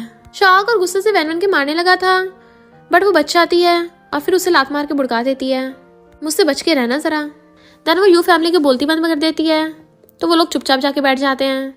डायरेक्टर कहती है बॉस आपने जो भी किक मारी थी बहुत बढ़िया थी। वैन कहती है वो तो जरूरी थी वरना ये कुत्ते बाज कैसे आते हैं। यू फैमिली वाले कहते हैं इस कंपटीशन में जियांग भी पार्टिसिपेट कर रही है। कहती चिंता मत करो मैं उस वैन को तो ऐसे हरा दूंगी। शाओ कंटेस्टेंट्स की लिस्ट ये कहता है इसमें तो टीचर वैन का नाम ही नहीं है। चैंग कहता जरूर टीचर वैन ने अपने रियल नेम से पार्टिसिपेट किया होगा, इनमें से कोई टीचर वैन होगी, देखो इस वैन का नाम भी है। जियांग कहती मैं तो डिजाइन में कई गुना बेटर हूँ। अभी वहाँ पर मिस्टर ज़ीमो की एंट्री होती है तो रिपोर्टर्स उसे चारों तरफ से घेर लेते हैं। हैरान थे, सोचा नहीं था जी ग्रुप के प्रिंस यहाँ पर खुद आएंगे। ऐसे कंपटीशन में कभी भी पहले पार्टिसिपेट नहीं करते थे। कंपटीशन के होस्ट मिस्टर ज़ीमो का वेलकम करते हैं। मिस्टर ज़ीमो कहता है मेरी फैमिली मेंबर ने इसमें पार्टिसिपेट किया है इसलिए मैं उसे चीयर करने आया हूँ। होस्ट पूछता है आपका फैमिली मेंबर कौन है। जियांग उसकी तरफ ही देख रही थी। मिस्टर ज़ीमो वैन की तरफ देख रहा होता है। वैन सोचती है ये यहाँ पे क्या कर रहा है। कहती है लगता है मिस्टर ज़ीमो पर्सनली आपकी हेल्प करने आए हैं। उसे चुप करा देती है ये कहीं पब्लिक में अनाउंस ना कर दे। मिस्टर ज़ीमो कहता है ये कंपटीशन बहुत ज़्यादा इंपॉर्टेंट है इसलिए मैं अभी अपनी वाइफ की आइडेंटिटी रिवील नहीं करना चाहता, बाकी कॉम्पिटिटर्स के साथ गलत होगा। हम कहती है मिस्टर ज़ीमो ने बोला वो अपनी फैमिली मेंबर के लिए आया है, वो पक्का जियांग की बात कर रहा होगा, वो उसकी फियांसी है ना। पर डायरेक्टर उनकी बातें सुन के हंस रही होती है और कहती है बॉस, जब इनको पता चलेगा कि आप रियल मिसेस जी हो, इनकी तो बोलती बंद हो जानी है। फिर सारे कॉम्पिटिटर स्टेज पे आ जाते हैं और उनका पोल होता है। बॉक्स में से टिकट निकालना था। वैनवन जो निकालती है, जियांग जानबूझ के उसको छीन लेती है, तो वैनवन दूसरा निकाल लेती है। और फिर टिकट के अकॉर्डिंग कंटेस्टेंट अपनी अपनी ड्रेस पहन के मॉडलिंग करने आती हैं। इसमें से कुछ तो जज को पसंद नहीं आती, और फिर जब जियांग की बारी आती है तो जजेस उसे पास कर देते हैं। और 9.4 मार्क्स दिए थे, तो यू फैमिली वाले बड़ा खुश होते हैं कि देखा, जियांग के अभी तक सबसे ज़्यादा हाईएस्ट मार्क्स हैं। जियांग अंदर अंदर खुश हो रही थी और सोचती है, अच्छा मैंने डिज़ाइन कॉपी कर लिया था, अब तो ये वैनवन पक्का मुझे हरा नहीं पाएगी। और यू फैमिली वाले वैनवन को चिढ़ाने लगते हैं। वैनवन कहती है, अभी जब मेरी बारी आएगी तब देखा जाएगा कौन जीतेगा और कौन हारेगा। फिर नेक्स्ट में वैनवन की बारी आती है। वो अपनी डिज़ाइन की ड्रेस पहन के आती है और मॉडलिंग करने लगी थी, तो सब लोगों के होश उड़ जाते हैं और उसकी तारीफ कर रहे थे कि वैनवन तो न्यू कमर है ना, फिर इसने इतना अच्छा डिज़ाइन कैसे बना लिया, ये तो सच में इसके पास हिडन टैलेंट है। चैंग कहता है, वैनवन की डिज़ाइन स्किल्स इतनी अच्छी कैसे निकल गई, मुझे तो पता ही नहीं था। तभी जजेस वैनवन को 10 आउट ऑफ 10 मार्क्स देते हैं। लोग क्लैपिंग करने लगे थे। ये वैनवन कॉम्पिटिशन जीत जाती है और फर्स्ट आई थी। वो बातें बनाने लगते हैं, यू फैमिली वाले बेवकूफ़ हैं जो इतनी अच्छी बेटी को हाथ से जाने दिया। वो फेक डॉटर तो उनके किसी काम नहीं आई, बल्कि नाम ही डुबोया है। कहता, ज़रूर इसमें कोई गड़बड़ है, ये कैसे जीत सकती है। वैनवन पूछती, कौन सी गड़बड़ है, तुम्हें क्या लगता है जजेस बेवकूफ़ बैठे हैं यहाँ पे। चैंग शाओ को बैठने को कहता है कि सच में ये डिज़ाइंस इसने खुद बनाए हैं। सोचती है, ये इतनी टैलेंटेड कैसे निकल गई। मॉम सोचती है, वैनवन सच में इतनी अच्छी है। कि जियांग गुस्से में थी कि वैनवन मेरी लाइमलाइट छीन रही है। मॉम डैड के सामने रोने का नाटक करने लगती है। मॉम कहती, कोई बात नहीं, तेरे भी अच्छे मार्क्स हैं 9.4, ये वैनवन तो बस लकी निकल गई। जियांग कहती, जब इस वैनवन के पास हिडन टैलेंट था डिज़ाइन का, तो इसने हमारी कंपनी में हेल्प नहीं की है, ये जाके दूसरी शॉप खोल ली। वैनवन कॉम्पिटिशन की चैंपियनशिप जीत गई थी। तो चैंग कहता है, वैन तो अभी तक आई नहीं है, तो इस वैनवन को चैंपियनशिप कैसे दी जा सकती है। कहता, सही कहा, चाहे जितनी मर्जी टैलेंटेड हो, पर ये टीचर वैन का मुकाबला नहीं कर सकती है। सब लोग बोलने लगे थे, हाँ हाँ टीचर वैन को भी आने दो। उसने कहती है, आप सब लोग टीचर वैन की रियल आइडेंटिटी जानना चाहते हो ना, तो मेरे पास एक कार्ड है जिसमें टीचर वैन का रियल नेम लिखा है। तो सब लोग पूछने लगे थे, बताओ उसका क्या नेम है। तो होस्ट बताती है, उसका नाम है वैनवन। फैमिली वाले तो एकदम हैरान थे, जबकि बाकी लोग क्लैपिंग करने लग जाते हैं। सबको अनाउंस करती है कि हाँ मैं ही टीचर वैन हूँ। बहुत टाइम से ऑनलाइन सीक्रेट आइडेंटिटी थी, तो सब लोग बातें करने लग जाते हैं। इसका मतलब वैनवन जो यू फैमिली की रियल बायोलॉजिकल बेटी है, उसने अपने टीचर वैन की सीक्रेट आइडेंटिटी के साथ यू फैमिली वालों की इतनी हेल्प की, बट यू फैमिली वालों ने खुद ही से बाहर निकाल दिया। कितने बेवकूफ़ लोग हैं, अपने पैरों पे कुल्हाड़ी मार ली। अंधे निकले, ये पछता रहे होंगे। चैंग हैरान था, ये कैसे हो सकता है कि जब मेरी यू कंपनी प्रॉब्लम में थी, हम प्रॉब्लम में थे, तब वैनवन ने सीक्रेटली हमारी हेल्प की। मेरी सिस्टर ने गुस्से में थी, ये वैनवन टीचर वैन कैसे हो सकती है, ये मुझसे आगे नहीं बढ़ सकती। और शाओ को तो सदमा ही लग गया था। रिपोर्टर्स पूछते हैं, आपने यू फैमिली की डायरेक्टली हेल्प क्यों नहीं की, अपनी सीक्रेट एंट्री का यूज़ करके यू फैमिली की हेल्प क्यों की थी। वैनवन कहती है, यू फैमिली बैंकरप्ट होने वाली थी, मैं पेरेंट्स और ब्रदर की हमेशा से हेल्प करना चाहती थी। फिर जब मैंने अपने डिज़ाइन शैंग को दिखाने की कोशिश की, तो उसने बिना देखे रिजेक्ट कर दिए। तो कहा कि मेरे डिज़ाइन स्किल्स बहुत ख़राब हैं, मैंने अपनी सीक्रेट आइडेंटिटी बनाई टीचर वैन की, मैं यू फैमिली की हेल्प कर सकूं। कहते हैं, यू फैमिली वाले इतने बेकार हैं, अपनी सिस्टर के साथ भी अच्छा बिहेव नहीं किया। अच्छा गया टीचर वैन ने इनके साथ रिलेशनशिप तोड़ दिया है। चैंग तो एकदम हैरान था और फिर उसे पास्ट का याद आता है। चैंग अपने एम्प्लॉयज पे चिल्ला रहा होता है कि तुमने कितने बेकार डिजाइन बनाए हैं, कोई भी एक्सेप्ट नहीं करेगा, मैं बैंकरप्ट होने वाला हूँ। वैनवन अपने डिजाइन ड्राफ्ट लेकर उसके पास आई थी। ब्रदर्स, मैंने कई रातें जाग कर ये डिजाइन बनाए हैं, तुम एक बार देखो सही, क्या पता ये तुम्हारे काम आ जाए। उसने उसके डिजाइन देखे बिना नीचे फेंक दिए थे कि तुम्हें अभी डिजाइन स्टडी करते कुछ दिन ही हुए हैं, तुम्हें लगता है तुम मेरी कंपनी के डिजाइनर से अच्छा डिजाइन बना दोगी, खुद को समझती क्या हो, शान मत करो, निकलो यहाँ से। की वजह से वो रो रही थी, तो कहता है, मैंने अपनी सिस्टर के साथ ये क्या कर दिया। उसकी तबीयत खराब होने लगती है कि मैं इसके साथ कितना गलत करता था, फिर भी हमेशा मेरा हेल्प करती रही। वैनवन पे चिल्ला के पड़ती है, तूने हमें पहले क्यों नहीं बताया, ये सब तेरी गलती है, इसमें हमें ब्लड रिलेशनशिप है, अगर हम गुस्सा भी हो गए तो क्या हो गया। रिपोर्टर से पूछते हैं, क्या तुम अब भी इनके साथ कोऑपरेट करोगी। वैनवन कहती है, बिल्कुल भी नहीं। वैनवन को अवार्ड मिलना था, तो होस्ट बताती है कि मिस्टर जीमो खुद ही इनाम देंगे स्टेज पे आके। मिस्टर जीमो आता है तो जियांग खुश होकर उसका हाथ पकड़ने वाली थी, बट वो उसे इग्नोर करके डायरेक्ट स्टेज पे पहुंच जाता है वैनवन के पास, और फिर उसे नाम देने लगा था, तो धीरे से कहता है, मैं यहाँ पे सिर्फ तुम्हारे लिए आया हूँ। तो नाम लेती है, देन मिस्टर जीमो से पकड़ के अपने क्लोज कर लेता है। कहते हैं, वाओ ये दोनों साथ में कितने अच्छे लगते हैं, बट हमने सुना है मिस्टर जीमो की फियांसे तो जियांग है, वैसे यू फैमिली की रियल बेटी तो वैनवन है, तो उसे मिस्टर जीमो की फियांसे होना चाहिए। और उन्हें बोलने लगता है कि तुम दोनों जल्दी से शादी कर लो, कितने अच्छे कपल जचते हो। तो जियांग चिल्लाकर पड़ती है, तुम लोग सब चुप बैठो, मिस्टर जीमो सिर्फ मेरा है। फिर जियांग मॉम के सामने जाकर रोने लग जाती है कि इसने मुझसे मेरा फियांसे छीन लिया। डैड वैनवन पे चिल्ला के पड़ते हैं, पता तुम लोगों को कभी चैन नहीं मिला है। मुझे पता नहीं चला वैनवन के साथ कितना गलत हुआ है। और वहाँ चला जाता है। फिर वैनवन के पास जाता है। वो कहती है यहाँ क्यों आए हो, मुझसे बहुत बड़ी गलती हो गई, मैं तुमसे माफी मांगना चाहता हूँ। कहती तुम्हारे बोलने सब कुछ ठीक नहीं हो जाएगा और ना ही मैं यू फैमिली की दोबारा से डिजाइन करूंगी। वो कहता मेरा वो मतलब नहीं था, मेरी सिस्टर हो, मैंने तुम्हारे साथ गलत किया। कहती जब से मैंने यू फैमिली से रिलेशन तोड़ा है तुम मेरे ब्रदर नहीं रहे हो। काफी इमोशनल हो जाती है तो डायरेक्टर कहती है अच्छा होगा आप यहाँ से बाहर चले जाएं, सिक्योरिटी को बुलाना पड़ेगा। चला जाता है। नेक्स्ट सीन में डायरेक्टर वैनवन को मैसेज करती है, बॉस आप दोनों कितने साथ लग रहे हो, मैं तो चाहती हूँ जल्दी से आपका रिलेशन पब्लिक हो जाए। वैनवन सोचती है हमारी तो सीक्रेट मैरिज है ना, भला हमारी रिलेशनशिप पब्लिक क्यों होगी। मिस्टर जीमो हमेशा से मेरे साथ बहुत अच्छा बिहेव करता आ रहा है, मुझे भी उसके लिए कुछ करना चाहिए, मुझे उसे कोई गिफ्ट देना चाहिए। मैं जब मिस्टर जीमो सो रहा था तो उसे देखने लगती है, मैं तुम्हें अच्छा सा गिफ्ट दूंगी। और फिर टच करके देख रही थी, अरे हाँ ये तो सच में सो गया है। और फिर जल्दी से ब्लैंकेट आकर उसे नापने लगती है, अरे वाह इसकी लेग्स तो बहुत लंबी हैं। वो जैसे उसकी कमर का नाप लेने लगी थी, जीमो नींद में उसे गिरा लेता है बेड पर, उसे हक कर लिया था। क्या ये जाग गया और उसे डालने लगी थी। मिस्टर जीमो कहता है तुम अभी मेरे साथ क्या कर रही थी, कहीं मेरा फायदा उठाने की तो नहीं सोच रही थी। वो कहती है तुम कब उठ गए, इसका मतलब तुम पहले सोए ही नहीं थे। जीमो उसके ऊपर चढ़ जाता है और कहता है अभी अभी तुमने मेरी नोज पे पिंच किया था। वो कहती है इसका मतलब तुम सोने का नाटक कर रहे थे। जीमो कहता है अगर मैं सोने का नाटक नहीं करता तो मुझे पता कैसे चलता तुम मेरे साथ क्या करने वाली थी, बताओ जल्दी, तुम मेरा नाप क्यों ले रही थी चुपके चुपके।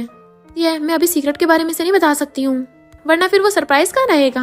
ये कुछ भी तो नहीं, मैं तो बस ऐसे ही नाप रही थी, मुझे लगता है मैं तुम्हारी बातों पर विश्वास कर लूंगा, कहीं तुम मेरा साइज तो नहीं नापने वाली थी। वो कहती है नहीं बिल्कुल भी नहीं, तुम कुछ ज्यादा सोच रहे हो। मिस्टर जीमो उसके हाथ में टच करने लगा था, ये भी अगर तुम जानना चाहती हो तो डायरेक्ट पूछ लेती, ऐसे नापने की जरूरत नहीं थी। सच में मैंने इस बारे में नहीं सोचा, मैं मानती हूँ मैं तुम्हारी कमर का नाप ले रही थी, अब तुम्हारी फिगर इतनी अच्छी है तो सोचा मैंने तुम्हें हक भी कर लूं। मैं बस जानना चाहती थी तुम्हारी कमर का साइज क्या है, मुझे तो पता है ना कि मैं डिजाइनर हूँ तो ऐसी चीजें मेरे दिमाग में चलती रहती हैं। वो कहता अच्छा, तो कहती हाँ तुम्हारी कमर को हक करने में बड़ा मजा आता है। मिस्टर जीमो कहता अगर ये बात है तो उसे पकड़ के उसके हाथ अपनी कमर पे टच करा देता है। तो ये क्या कर रहे हो, तो कहता है अच्छा दिखने का क्या फायदा, तुम खुद ही ट्राई क्यों नहीं कर लेती हो, बताओ तुम्हें अच्छा लग रहा है। सोचती है ये कितना हॉट है। जीमो कहता है लगता है मेरी वाइफ को पसंद नहीं है कि मैं कपड़े पहन के रखूं, चलो क्यों ना ऐसे करूं, मैं अपने कपड़े निकाल कर अपनी वाइफ को अपनी बॉडी दिखाऊं। कहने वाला था, वो कहती रुको मैंने काफी कुछ फील कर लिया है, अब दिखाने की जरूरत नहीं है। क्यों दिखाने की जरूरत नहीं है, वाइफ कहेगी तो दिखाना पड़ेगा ना। ये सॉरी मुझसे गलती हो गई, मुझे ऐसे फ्लर्ट नहीं करना चाहिए था। कहता है तुम्हें किसने कहा कि मुझे ये सब पसंद नहीं है। सोचती इसका क्या मतलब है, इसे पसंद है। जीमो कहता वाइफ अगर तुम्हें मेरे साथ कुछ भी करना हो ना फ्यूचर में बस बता देना, ऐसे चुपके चुपके करने की जरूरत नहीं है, चाहो तो मेरे साथ सो भी सकती हो। वैनवन उसके क्लोज होकर किस करने वाली थी बट फिर खुद की नोच लेती है, होश में आ ये मैं सब क्या कर रही हूँ, इसका मतलब मुझे मिस्टर जीमो के ऊपर क्रश है, मेरे खुद के हस्बैंड के ऊपर ही क्रश है। और कहती है मुझे अचानक से इंस्पिरेशन मिल गया है, मैं डिजाइन ड्रॉ करने जा रही हूँ और भाग जाती है। जीमो कहता है तुम कब तक मुझसे भागोगी। वैनवन सोचती है पूरी रात में सही से सो भी नहीं पाई, पूरा टाइम मिस्टर जीमो मेरे दिमाग में था, तो मुझे लगता था वो बस अच्छा इंसान है पर अब तो मेरी फीलिंग्स उसके लिए दिन ब दिन बढ़ती जा रही हैं। टैंग आकर कहती है ब्रदर ने कहा तुम बिना ब्रेकफास्ट के काम पर आ गई, इसलिए उसने मुझे ब्रेकफास्ट लेके भेजा है तुम्हारे लिए और बोला है कि तुम्हें पाइनएप्पल से एलर्जी है तो मैं ऐसा बिल्कुल भी कुछ चीज ना लेके जाऊँ तुम्हारे लिए। सिस्टर इन लॉ तुम तो फेमस टीचर वैन निकली, मुझे नहीं पता था मेरे भाई को इतनी अच्छी वाइफ मिल जाएगी। वैनवन कहती है तुम्हारा भाई बहुत अच्छा इंसान है, अगर वो मुझसे शादी ना भी करता तब भी उसे बहुत अच्छी वाइफ मिल सकती है। तो ऐसा कुछ भी नहीं है, तुम सबसे बेस्ट हो, भाई को भी ऐसा लगता है। वैनवन पूछती है टैंग क्या तुम्हें कभी लव हुआ है। टैंग कहती है मुझे तो डेटिंग वगैरह में इंटरेस्ट ही नहीं है, हमेशा से सिंगल ही रही हूँ। वैनवन पूछती है क्या तुम किसी को लाइक करती हो, तो कहती है हाँ एक को करती हूँ। वो पूछती है लाइक करने पे कैसा फील होता है। टैंग कहती है जिसे लाइक करते हो हमेशा उसी के बारे में सोचते रहते हैं, उसे देखते हैं तो बहुत खुशी मिलती है और उसके आसपास होने से हार्ट बीट फास्ट हो जाती है और उसके साथ फिजिकल कांटेक्ट करने का मन करता है। वैनवन कहती है इसका मतलब अगर किसी को किस करने का मन करे इसका मतलब मैं उसे लाइक करती हूँ। टैंग पूछती सिस्टर इन लॉ तुम किसे किस करना चाहती हो, तो कहती मैं नहीं मेरी एक फ्रेंड, मैं तो उसके लिए पूछ रही हूँ। टैंग कहती इसका मतलब तुम्हारे फ्रेंड की अभी अभी उसके हस्बैंड से शादी हुई है तो उसका उसे किस करने का मन कर रहा है। वैनवन कहती है ऐसा कुछ नहीं है। टैंग कहती है इसका मतलब यही है अगर किसी को किस करने का मन करे इसका मतलब उसे लाइक करते हैं, जिसे हेट करते हैं उसे थोड़ी ना किस करने का मन करेगा। वैनवन सोचती है इसका मतलब मुझे मेरे हस्बैंड से लव हो गया है। टैंग कहते सिस्टर इन लॉ तुम्हारी फ्रेंड जिसे लाइक करती है उसे बोलना वो उसे कन्फेस कर दे ना, वो उसे चेस करे। वैनवन पूछती है चेस कैसे। टैंग पूछती है जब शादी होगी तो चेस करने में क्या बुराई है। सोचती बात तो सही है, मेरी और मिस्टर जीमो कॉन्ट्रैक्ट कपल हैं, वो मुझे हेट तो नहीं करता है ना, तो इसका मतलब एक चांस तो है। और फिर टैंग से पूछती है तुम्हारे ब्रदर का मेजरमेंट क्या है। मुझे उसके लिए एक ड्रेस बनवानी है। टैंग कहती है मैं बता दूंगी, पर सिस्टर इन लॉ तुम पहली बार किसी लड़के के लिए ड्रेस बना रही हो, मैं तो बहुत खुश हूँ। जब वैन वैन काम कर रही थी तभी वहाँ पर गुफेंग आता है। वो कहती तुम ही आके कर रहे हो। तो कहता है मैं कस्टमर बन के आया हूँ, क्या तुम कस्टमर का वेलकम नहीं करोगी। वैन वैन कहती है कस्टमर का वेलकम करते हैं, तुम्हारा नहीं। तो वो कहता है ऐसा मत बोलो, मैं अभी भी तुम्हारा फर्स्ट लव हूँ, यकीन नहीं है कि तुम्हें मेरे लिए अभी फीलिंग्स ना हो। वैन कहती है चल फुट ले यहाँ से। गुफेंग कहता है मैं तुम्हें सबके सामने चेस करूंगा, तुम खुश होके पक्का हाँ कर दोगी ना। वैन कहती है मैं शादीशुदा हूँ, तो निकल यहाँ से। कहता मुझे पता तुम जेलस कराने के लिए ऐसा बोल रही हो, तुम्हारी शादी हो गई तो तुम्हारा हस्बैंड कहाँ है। कहती ठीक है तुझे मेरे हस्बैंड से बात करा देती हूँ, और फोन करके लाउड स्पीकर कर लेती है। फ्रेंड वो कहता है बताओ वाइफ। कुछ नहीं, बस मैंने तुम्हें मिस किया, आवाज सुनने का मन कर रहा था। और कहती देखा मेरे और मेरे हस्बैंड की 1 मंथ पहले शादी हो चुकी है। जिस दिन मैंने तुझे डंप किया था गुफेंग मान नहीं रहा था, बट वो उसे बाहर फेंकवा देती है। बाहर गुफेंग को शाओ मिल जाता है जो कहता है क्या तुम लोग को पता था कि वैन वैन की शादी हो गई है। कहता बिल्कुल भी नहीं। शाओ कहता है सिस्टर की किससे शादी हुई है। गुफेंग कहता मुझे क्या पता, पर तुम अचानक से उसे सिस्टर कब से बोलने लग गए। तो शाओ कहता है मॉम डैड ने कहा है कि अब उसके साथ अच्छा बिहेव करना है, तभी तो उसे फैमिली में वापस ला पाएंगे। गुफेंग कहता तुम्हारी यू फैमिली से मैं बाद में निपट लूंगा, और गुस्से चला जाता है। अंदर जाने लगा था पर सिक्योरिटी गार्ड उसे रोकता है। तो वो कहता है मैं उसका भाई हूँ। सिक्योरिटी गार्ड उसे पोस्टर दिखाता है जिसपे लिखा था कि यू फैमिली वालों को अंदर मत घुसने देना। शाओ भाग आता है। पूछते हैं वैन वैन ने क्या कहा। तो कहता है मुझे अंदर ही नहीं घुसने दिया। डैड कहते हैं अगर वो वापस नहीं आई तो हमारा फैमिली बिजनेस ठप हो जाएगा। चैंग कहता अभी आप उसका फायदा उठाने के लिए उसे लेके आने चाहते हो। डैड कहते हैं कोई बात नहीं, मैं उससे जाके बात कर लूंगा। गुस्से से कहता है आपने तो कभी उसे अपनी बेटी समझा ही नहीं है, उस बेचारी से हमेशा सब कुछ छीन लिया, और जी फैमिली की जो शादी थी वो तो वैन वैन के लिए थी ना, वो जियांग ने छीन ली। जियांग कहती है ब्रदर तुम अब मुझे ब्लेम कर रहे हो। हम कहते इसमें जियांग की गलती। तो चैंग कहता है इसी की गलती तो है। जियांग सोचती है ये उसकी तरफ हो गया, और कहती है मॉम डैड अगर आपको ये लगता है तो मैं यू फैमिली छोड़ के चली जाऊंगी। डैड कहते रुको, जी फैमिली में तुम्हारी शादी होगी। वो सब वैन वैन की शादी को लेकर लड़ रहे होते हैं, तभी शाओ बताता है कि वैन वैन की ऑलरेडी शादी हो गई। तो सबके होश उड़ जाते हैं। पूछता है किससे शादी और कब। कहता ये तो मुझे भी नहीं पता। कहता उसने बिना फैमिली सपोर्ट के किसी से शादी कर ली, कहीं उसके साथ कुछ गलत ना हो जाए।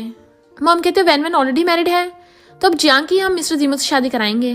फिर यू फैमिली वाले वैन वैन के डिजाइन स्टूडियो में घुस आते हैं। चैंग उसके लिए फेवरेट सूप बना के लेके आया था। चांस मांगते हैं पर वैन वैन सूप लेके डस्टबिन में फेंक देती है। हो गया, हैरान हो गए, याद है तुम लोग भी मेरे साथ ऐसे ही करते थे। पास्ट में देखते हैं एक बार चैंग बहुत ज्यादा बीमार था, मैंने उसके लिए बहुत मेहनत से खुद सूप बना के लेके गई थी, बट उसने फेंक दिया था, जिससे बाउल भी टूट गई थी। वो उठाती हुई उसका कांच लग जाता है, रो रही होती है। यू फैमिली वाले वैन वैन के साथ बहुत अच्छा बिहेव करने का नाटक करने लग जाते हैं। वो कहती मैंने बोला ना मेरी कोई यू फैमिली नहीं है। पता तुम लोग यहाँ पे क्यों आए हो, बिजनेस के लिए। कहते अगर तुम वापस आने के लिए हाँ कर दो तो मैं तुम्हें यू कंपनी के चीफ डिजाइनर बना दूंगा और कंपनी के शेयर्स भी दे दूंगा। जियांग सोचती है ये बुढ़ा पगला गया है, इसे शेयर्स दे रहा है। वैन कहती है ओके मुझे मंजूर है। वैन कहती है पर मेरी एक और कंडीशन है, मैं जी फैमिली के साथ अपनी एंगेजमेंट कंप्लीट करना चाहती हूँ मिस्टर जीमो से शादी करके। जियांग कहती डैड बिल्कुल भी नहीं, और सोचती है ये मेरा फैंसी छीनना चाहती है, और जिद करने लगी थी। तो मॉम कहती है ऐसा मत करो, ये मिस्टर जीमो को लाइक करती है, इसी करने दो शादी। वैन तुम तो ऑलरेडी मैरिड हो ना। मैं सिक्योरिटी गार्ड्स को बुला लेती है, तो सबको बाहर फेंक देते हैं। चैंग को कॉल आता है तो पता चलता है कि उनकी यू कंपनी की शेयर प्राइस बहुत ज्यादा गिर रहे हैं। डैड जियांग से कहते अब तो एक ही रास्ता है, हमें वैन की मिस्टर जीमो के साथ शादी करानी होगी। कोई बात नहीं जियांग, हम तुम्हें बाद में कंपनसेट कर देंगे। जियांग तब तो रोते हुए हाँ कर देती है, बट फिर जैसे वो लोग कार में बैठते हैं जाने के लिए, वो किसी को फोन करती है। ट्रक आकर उनकी कार को ठोक देता है। मैं मॉम डैड की आइज खुलती है तो वो हॉस्पिटल में एडमिट थे। पता करो उस गाड़ी का ड्राइवर कौन था। तो चैंग कहता हमने पुलिस को इन्वेस्टिगेट करने के लिए बोल दिया है। मॉम कहती है उस मर्डर को सजा मिलनी चाहिए। चैंग कहती है मुझे पता है वो कौन था इंसान, मैंने सिस्टर को उस गाड़ी में देखा था। तो वो हैरान। इधर वैन मिस्टर जीमो को गिफ्ट देती है, थैंक यू मेरे इतना टाइम तक ध्यान रखने के लिए, ने इसलिए मुझे मैसेज सेंड करके मिलने बुलाया था। खोल के देखता है तो पूछता है ये तुमने डिजाइन की है। तो मैंने पहली बार लड़कों की ड्रेस डिजाइन की है, हमेशा बहुत बड़ी बड़ी ब्रांड के कपड़े पहनते हो ना, पता नहीं तुम्हें ये पसंद आएगी भी या नहीं। वो कहता है मेरी मास्टर ने खुद मेरे लिए डिजाइन की है तो मुझे क्यों नहीं पसंद आएगी। और फिर वो वाले कपड़े पे वो पहन के आता है, ये टाई तुम्हें पहनानी पड़ेगी। देन वो अपने हाथों से पहनाने लगती है। उसकी टाई बांधने लगी थी, कहती पता नहीं मुझसे पहनाई नहीं जा रही है। उसका हाथ पकड़ कहता है मैं तुम्हें बांधना सिखाता हूँ। उसे बांधना सिखाता है। वैन को टैंक की बात याद आती है कि अगर जिसे लाइक करते हो उसे चेस भी करना चाहिए। मैंने आज तुम्हें गिफ्ट इसलिए दिया है क्योंकि मुझे तुम्हें एक और इम्पोर्टेंट बात बतानी है। इनफैक्ट मैं तुम्हें देने वाली थी बट तभी उसका फोन बजने लगता है। यू फैमिली वाले कहते हैं मॉम डैड की डेथ नहीं हुई, तुम्हारे मॉम डैड बच गए, तुम तो डिसअपॉइंट हो गई होंगी, क्या बकवास कर रहे हो, तुमने हमारा एक्सटेंड करवाया है ना। वैन कहती है अच्छा होगा किसी पे इल्जाम लगाने से पहले अच्छे से इन्वेस्टिगेट कर लो। फोन कट कर देती है। जीमो कहता है जो लोग लायक नहीं है उन पे अपने इमोशंस वेस्ट मत करो। और जहाँ तक मुझे लगता है ये सब जियांग का ही करा था। चिंता मत करो, मैं इस बारे में इन्वेस्टिगेट कर लूंगा। वो कहती तुम्हें भरोसा है कि ये सब मैंने नहीं किया? कॉस और नहीं तो क्या। इसलिए मॉर्निंग में जब वो उठती है तब उसे मिस्टर ज़ीमो कॉल आता है जो बताता है कि मैंने कार एक्सीडेंट के बारे में इन्वेस्टिगेट कर लिया है। कहती जैसा तुमसे एक्सपेक्ट किया था, तुम हमेशा इतने फास्ट ही निकलते हो। बॉडीगार्ड के साथ यू फैमिली के पास हॉस्पिटल में जाती है। पूछते तुम कितनी बुरी निकली। चैंग कहता तुम ठीक तो हो ना? शाओ कहते सिस्टर मुझे ब्रदर को भरोसा है, तुम इनोसेंट हो। इस पे चिल्ला के पड़ते हैं ये बहुत बुरी है, इसने हमें मारने की कोशिश की। जियांग ने अपनी आंखों से देखा था। कहती है मैंने नहीं, तुम्हारी प्रीशियस बेटी जियांग ने तुम्हें मारने की कोशिश की है। कहती मुझ पे इल्जाम क्यों लगा रही हो? मैं तो खुद कार में थी, मैं तो खुद जख्मी हो गई। डैड भी जियांग की साइड ले रहे थे। कहती है तुम लोगों को अपनी प्रीशियस बेटी पे इतना भरोसा है ना, तुम लोग इसी के लायक थे। आज मैं तुम्हें इसका असली चेहरा दिखाई देती हूँ। और फिर उस ड्राइवर को पकड़ के ले जाता है। वो जियांग तुम तो इसे जानती होगी। वो कहती मैं नहीं जानती। डैड कहते हैं हाँ इसी ने ठोका था। तो वो ड्राइवर सच बता देता है कि इस जियांग ने मुझे ऑर्डर दिया था। जियांग रोते हुए नाटक करने लग जाती है मैं तो इस आदमी को जानती भी नहीं हूँ, जानबूझ के मुझे मॉम डैड की नजरों में गिराना चाहती हो इसलिए ऐसा कर रही हो। तो वो ड्राइवर सबूत के तौर पे एक ब्रेसलेट दिखाता है किसने मुझे ये दिया था बदले में। चैंग कहता है ये तो वही ब्रेसलेट है जो डैड ने जियांग को बर्थडे में गिफ्ट दिया था। कहते मुझे नहीं पता डैड, ये ब्रेसलेट तो बहुत टाइम पहले खो गया था, जरूर सिस्टर ने चुरा के मुझे फंसाया है। तो ड्राइवर सबको ऑडियो रिकॉर्डिंग सुनाता है जिसमें जियांग ड्राइवर को बोल रही थी कि ये दोनों बुढ़े किसी काम के नहीं है, मर भी जाएंगे तो अच्छा ही होगा, तभी तो यू फैमिली की सारी प्रॉपर्टी मुझे मिलेगी। डैड उसके थपड़ा मार देते हैं हमने तेरे साथ अच्छा बिहेव किया, तूने ऐसा किया। तो जियांग पागलों की तरह बिहेव करने लगती है क्योंकि मुझे डर था कि मेरे पास जो भी है ये वैन मुझसे छीन लेगी। तुम लोग इसे वापस क्यों लेके आए थे? तुम लोग बेवकूफ हो जो अपनी रियल बेटी की बजाय मुझ पर भरोसा किया। मॉम गुस्से में आकर उसका गला घोटने लगती हैं, पटक देती है। तभी मिस्टर ज़ीमो आता है। जियांग वैन से कहती है तुम कितनी पुअर हो, तुम्हारे बायोलॉजिकल पेरेंट्स ने तुम्हारा साथ नहीं दिया। तभी मिस्टर ज़ीमो आकर कहता है दिल से पुअर तो तुम हो। वो कहती है मिस्टर ज़ीमो तुम मेरे लिए आए हो ना, मैं तुम्हारी फियांसे हूँ। आकर वैन को किस कर देता है। वैन उसका हाथ पकड़ कहती है मैंने और मिस्टर ज़ीमो ने 1 मंथ पहले मैरिज सर्टिफिकेट ले लिया था, तो मुझे तुम्हारा थैंक यू करना चाहिए क्योंकि तुम्हारी वजह से मुझे इतना बेस्ट हस्बैंड जो मिला है। उसे चलाने लगती है तो मेरा फियांसे है। और उधर बिहेव करने लगी थी तो सिक्योरिटी गार्ड उसे पकड़ के ले जाता है पुलिस के हवाले करने के लिए। तो तुम यहाँ क्यों आए हो? तो कहता है भला मैं ऐसे ओकेजन पे अपनी वाइफ को सपोर्ट करने नहीं आऊंगा। तो जाने लगे थे कि मॉम डैड वैन से माफी मान लगते हैं कि हमसे बहुत बड़ी गलती हो गई है, तुम्हारे पास वापस आ जाओ, यू फैमिली को तुम्हारी जरूरत है। सब लोग उसे दोबारा चांस मांगते हैं पर वैन मुंह फेर के मिस्टर ज़ीमो के साथ चली जाती है। नेक्स्ट सीन में वो मिस्टर ज़ीमो को अपने साथ एक जगह पे लेके आती है। वो कहता है यहाँ क्यों लाई हो? तो कहती है जो बात मैं पूरी नहीं कर पाई थी मैं उसे पूरी करना चाहती हूँ। और कन्फेस कर देती है कि मैं तुम्हें लाइक करती हूँ, ऑफिशियली तुम्हारे साथ ही रहना चाहती हूँ। सो के अगर तुम मुझे लाइक नहीं करते हो तो हम अपना पुराना वाला प्लान फॉलो करेंगे। 1 साल बाद मिस्टर ज़ीमो से पकड़ के हक कर लेता है। बोला तुम्हें लाइक क्यों नहीं करूंगा, मैं तो तुम्हारा बहुत टाइम से वेट कर रहा था। वो कहती है ये बात तो मेरे ऑनलाइन फ्रेंड ने मुझे बताई थी, कहीं तुम ही तो?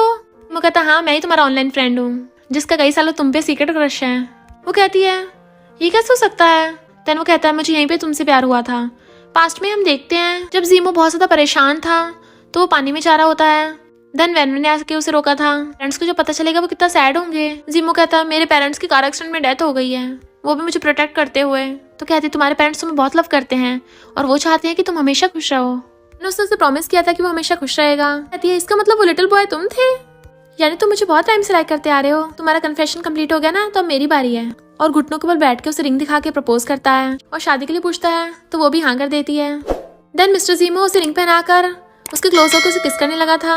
ये दोनों तो किसिंग कर रहे हैं और इसी के साथ स्टोरी की एंडिंग हो जाती है। इन दोनों की किसिंग तो चलती रहेगी और इसी के साथ इस स्टोरी का एंड हो जाता है। अगर आपको ये स्टोरी पसंद आई हो तो लाइक शेयर और कमेंट करते जाना। तो बस थोड़ा सा इंतजार करना, फिर मिलेंगे न्यू स्टोरी में।